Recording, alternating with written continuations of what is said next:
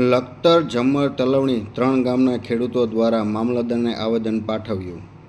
તારીખ 4ના રોજ અજાણ્યા શખ્સો દ્વારા લખતરનો એકમાત્ર સરગડા ડેમમાં કેમિકલ જેવું પ્રવાહી નાખતા ખેડૂતો દ્વારા આવેદન મામલતદારને પાઠવ્યું.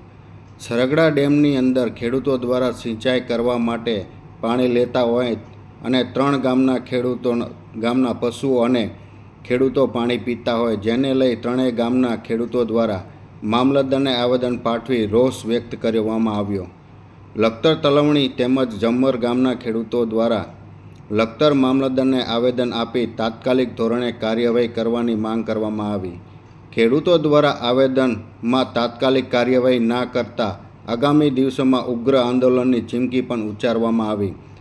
લખતર તાલુકામાં આવેલ એકમાત્ર સરગડા ડેમની જેની અંદર ગત તારીખ 4ના રોજ કોઈ અજાણ્યા શખ્સો દ્વારા કેમિકલ જેવું લાલ કલરનું પ્રવાહી નાખી જતા ખેડૂતો દ્વારા લખતર તલાટી કાંતિભાઈ ચાવડા, સરપંચ રંજનબેન વરમોરા તેમજ મામલતદાર આર પટેલને જાણ કરવામાં આવી હતી. તમામ ઘટનાની જાણ તલાટી દ્વારા ઇરિગેશનના જિલ્લા સિંચાઈ વિભાગના આસિસ્ટન્ટ એન્જિનિયર BS ગામિતને કરવામાં આવી હતી. BS ગામિત દ્વારા તેમની ટીમ દ્વારા લખતર આવેલ સરગડા ડેમમાં પાણીની અને માટીના નમૂના લેવામાં આવ્યા હતા, જે રાજકોટ ખાતે લેબોરેટરી માટે મોકલી આપવામાં આવ્યા હતા. સરગડા ડેમની અંદર લાલ કલરનું કેમિકલ જેવું પ્રવાહી નાખતા તેની જાણ આજુબાજુના ખેડૂતોને થતાં તેમજ 3 ગામને મળતું પાણીને ખેડૂતોને જાણ થતાં તારીખ 8 એપ્રિલના રોજ મોટી સંખ્યામાં ખેડૂતો દ્વારા આવેદન મામલતદાર ઓફિસ ખાતે આવી આપવામાં આવ્યું હતું. ખેડૂતો દ્વારા આર પટેલને જણાવે તાત્કાલિક ધોરણે સરગડા ડેમની અંદર નાખેલ ગયેલ અજાણ્યા શખ્સો દ્વારા કેમિકલ જેવું પ્રવાહી તે અજાણ્યા શખ્સોને શોધી તાત્કાલિક કાર્યવાહી કરવામાં આવે ખેડૂતો દ્વારા જણાવવામાં આવ્યું હતું. જણાવ્યા મુજબ સરગડા ડેમની અંદર 3 ગામના ખેડૂતો સિંચાઈ માટે ખેતરોમાં પાણી લેતા હોય છે, ત્યારે તે સરગડા ડેમની અંદર 3 ગામના પશુઓ અને ખેડૂતો પીવા માટે પાણીનો પણ ઉપયોગ કરતા હોય છે. તેને લઈ મામલતદારને તાત્કાલિક ધોરણે કાર્યવાહી કરવાના આવેદનમાં ઉલ્લેખ કરવામાં આવ્યો હતો. ખેડૂતો દ્વારા જણાવ્યા મુજબ અજાણ્યા શખ્સોએ જે કેમિકલ જેવું પ્રવાહી લાલ કલરનું સરગડા ડેમની અંદર નાખવામાં આવ્યું છે, તે તાત્કાલિક ધોરણે તેની ઉપર કાર્યવાહી કરવા ના આવે તો આવનાર દિવસોમાં ઉગ્ર આંદોલનની ચીમકી પણ 3 ગામના ખેડૂતો દ્વારા ઉચ્ચારવામાં આવી હતી.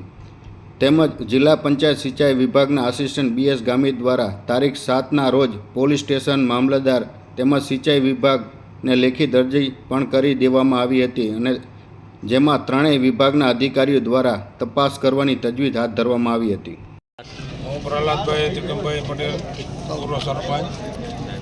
આ નર્મદા સરગરાની અંદર આ કેમિકલ નાખવામાં આવ્યું છે એ બાબતે આવેદનપત્ર દેવામાં આવે છે અને દિવસ 7માં જો આનું પરિણામ નહીં આવે તો ઉગ્ર આંદોલન થશે. શેમાં કેમિકલ લાગ્યું? સરગરા કે ડેમમાં. ત્યાં પાણીનો ઉપયોગ શા માટે કરવામાં આવે? ખેતમાં ઉપયોગ થાય છે અને ત્યાંથી મોતીસર તળાવમાં આવે છે તો પીવામાં પણ એ ઉપયોગ થાય.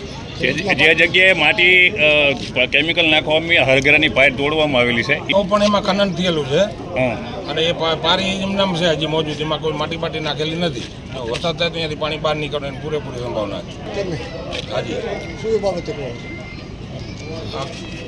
કેમિકલ બરાબર. તમે લખતર મામલતદારને શું કીધું? અમે કીધું આને 7 દિવસમાં આનું રિઝલ્ટ નહીં આવે તો ઉગ્ર આંદોલન થશે આગામી 7 દિવસમાં પછી. ઓકે. આજ રોજ લખતર ગામના સમસ્ત ખેડૂત આગેવાનો, ઝમર ગામના ખેડૂત આગેવાનો તથા તલવણી ગામના ખેડૂત આગેવાનો દ્વારા લખતર મધ્યે આવેલ સરગરા ડેમમાં કેમિકલ ઠાલાવાથી જે પાણી પ્રદૂષિત થયેલ છે જે બાબતે આવેદનપત્ર છે.